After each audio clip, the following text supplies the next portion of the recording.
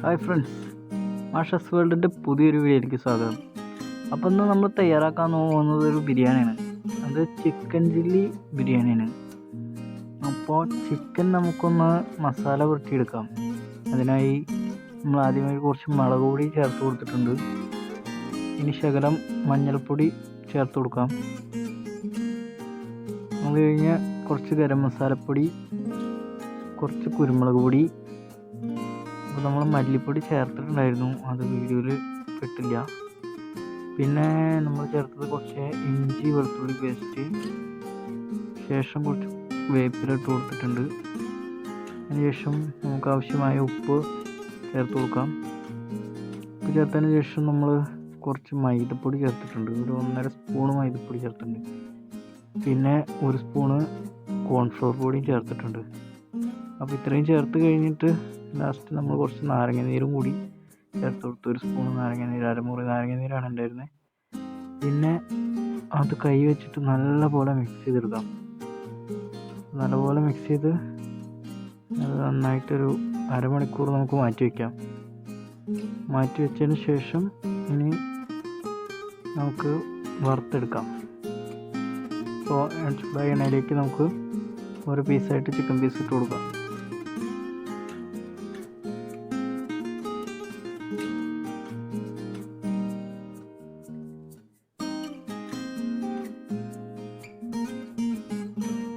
ഇത് ഏകദേശം പകുതി ഭാഗം വെന്തിട്ടുണ്ട്. അപ്പോൾ ഇനി നമുക്കിത് മറിച്ചിട്ടിട്ട് മറുപുറം കൂടി വറുത്തെടുക്കാം. അങ്ങനെയല്ല, അത് നമ്മൾ മറിച്ചിട്ട് കൊടുത്തിട്ടുണ്ട്. അപ്പോൾ അത്യാവശ്യം ഇതൊക്കെ വെന്തിട്ടുണ്ട്. ഇനി നമുക്കിതിനെ വറുത്ത് കോരിയെടുക്കാം. അപ്പം എല്ലാം നമുക്ക് കോരി മാറ്റിയതിന് ശേഷം ബാക്കിയുള്ള ചിക്കനും കൂടി നമുക്കിനി വറുത്തെടുക്കാം.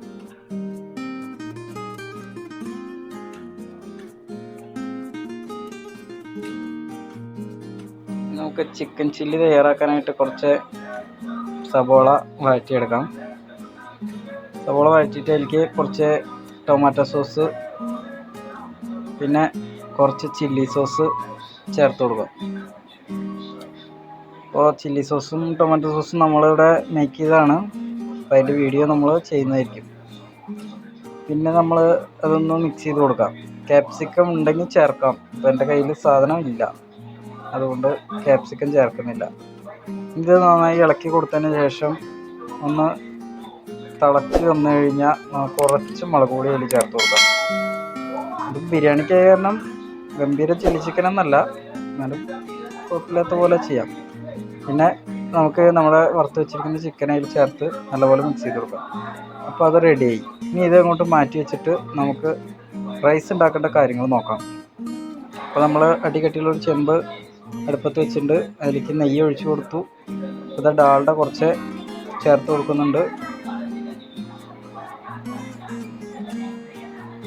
ഇനി നമുക്ക് സ്പൈസസ് ഇതിലേക്ക് ചേർത്ത് കൊടുക്കാം. ഏലക്കായ, ഗ്രാമ്പു, കറുവപ്പട്ട, തക്കോലം, ജീരകം, പെരിഞ്ജീരകം, ഇത്ര സാധനങ്ങളാണ് ചേർത്തിട്ടുള്ളത് സ്പൈസസിൽ. പിന്നെ അത് നന്നായിട്ടൊന്ന് മിക്സ് ചെയ്ത് കൊടുത്തിട്ട് നമുക്കിനി സവോള കുറച്ച് ചേർത്ത് കൊടുക്കാം. കുറച്ച് ചേർത്താൽ മതി, 1 പിടി സവോളയാണ് നമ്മൾ ചേർത്തത്. അപ്പോൾ അതൊന്ന് നല്ലപോലെ മിക്സ് ചെയ്തെടുത്ത് ശേഷം നമുക്ക് കുറച്ച് ഇഞ്ചി വെളുത്തുള്ളി പേസ്റ്റ് നമ്മൾ മാറ്റി വെച്ചിരുന്നു, അത് അതിലേക്ക് ചേർത്ത് കൊടുത്തിട്ട് നല്ലപോലെ മിക്സ് ചെയ്തെടുക്കാം.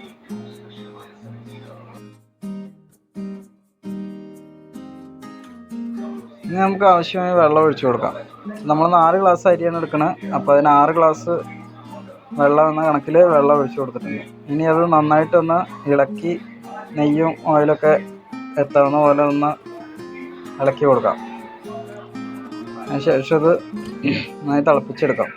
അപ്പോൾ തിളച്ച് കഴിയുമ്പോൾ നമ്മൾ ഉപ്പ് ചേർത്ത് കൊടുക്കുന്നത്. ഉപ്പ് കുറച്ച് അധികമായിട്ട് തന്നെ ചേർക്കാം, കാരണം ഉപ്പ് കയറി നിന്നാലാണ് റൈസ് ശരിയായി വരുമ്പോൾ അതിൽ പാകത്തിനായി വരുള്ളൂ. അപ്പോൾ ഇനി ഇതിലേക്ക് നമ്മൾ കുറച്ച് ക്യാരറ്റ് സ്ലൈസ് ചെയ്ത് വെച്ചിട്ടുണ്ട്, അത് അതിലേക്ക് ചേർത്ത് കൊടുക്കുന്നുണ്ട്.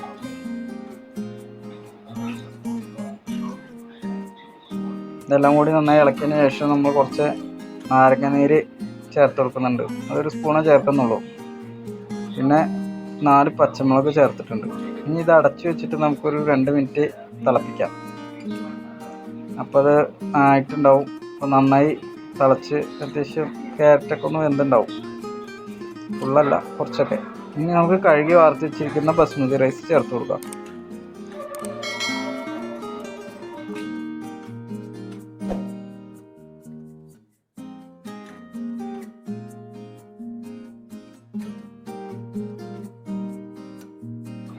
അപ്പോൾ അരി ചേർത്തിട്ട് നമുക്ക് നല്ലപോലെ ഒന്ന് ഇളക്കി യോജിപ്പിച്ച് സെറ്റാക്കി എടുക്കാം.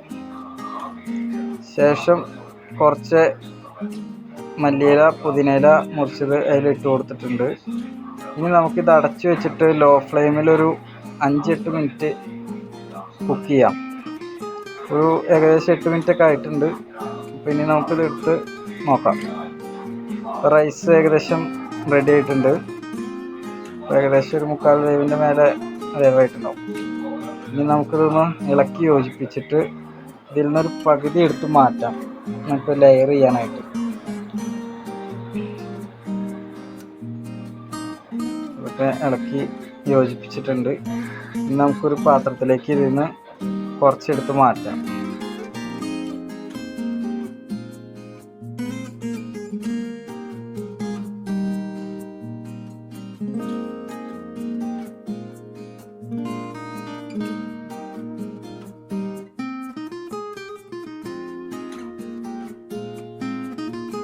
പിന്നെ നമുക്ക് വറുത്ത് വെച്ചിരിക്കുന്ന സവോളയും പിന്നെ അണ്ടിപ്പരിപ്പ് മുന്തിരിയൊക്കെ വറുത്തിട്ടുണ്ട്. അപ്പോൾ ഇതൊക്കെ കുറേശ്ശെ ചേർത്ത് കൊടുത്തിട്ട് കുറച്ച് മല്ലിയില പുതിനയില വിതറി കൊടുക്കാം. കുറച്ച് നെയ്യ് ചേർത്ത് കൊടുക്കുന്നുണ്ട്.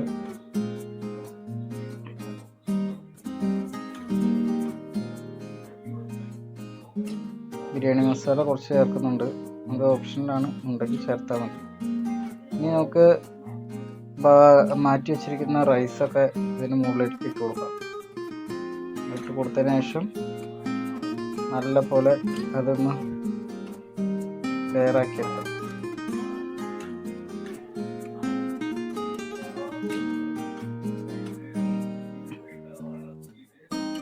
അത് സെറ്റായിട്ടുണ്ട്.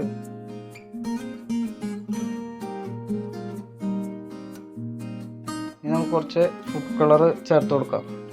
അത് എല്ലാവർക്കും വരണമെന്നൊന്നുമില്ല, ആവശ്യമുള്ളവർ ചേർത്താൽ മതി. ഇനി അതിൻ്റെ മുകളിൽ നമുക്ക് നമ്മൾ സെറ്റാക്കി വെച്ചിരിക്കുന്ന ചിക്കൻ ചേർത്ത് കൊടുക്കാം. ചിക്കൻ ചേർത്തതിന് ശേഷം നമ്മൾ കുറച്ച് സവോള ഫ്രൈ ചെയ്തതൊക്കെ അങ്ങനെ മുറുക്കി ഇട്ട് കൊടുക്കുന്നുണ്ട്. കുറച്ച് മല്ലി പുതിന അത് കുറച്ച് ചേർത്ത് കൊടുക്കുന്നുണ്ട് മുകളിൽ. ഇനി നമ്മൾ ചെയ്യാൻ പോകുന്നത് വേറൊരു വെറൈറ്റിയാണ്. ഒരു ശകലം പുക കൊടുക്കാം. അതിനായിട്ട് നമ്മളൊരു കരി ചൂടാക്കി വെച്ചിട്ടുണ്ട്. അതിലേക്ക് കുറച്ച് ഓയിൽ ഒഴിച്ച് കൊടുത്ത് അടച്ചു വെച്ച് ഒരു 2-3 മിനിറ്റ് ലേശം ചെറുതീയിൽ ചൂടാക്കി എടുത്തിട്ടുണ്ട്. ഇനി നമുക്കിത് തുറന്നു നോക്കാം എന്തായിരുന്നു.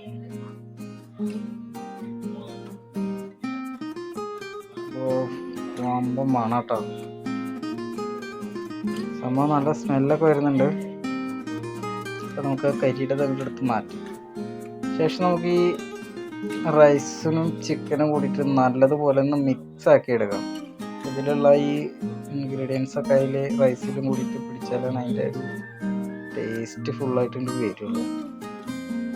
അത് നല്ലതുപോലെ ഒന്ന് മിക്സ് ചെയ്തെടുക്കാം.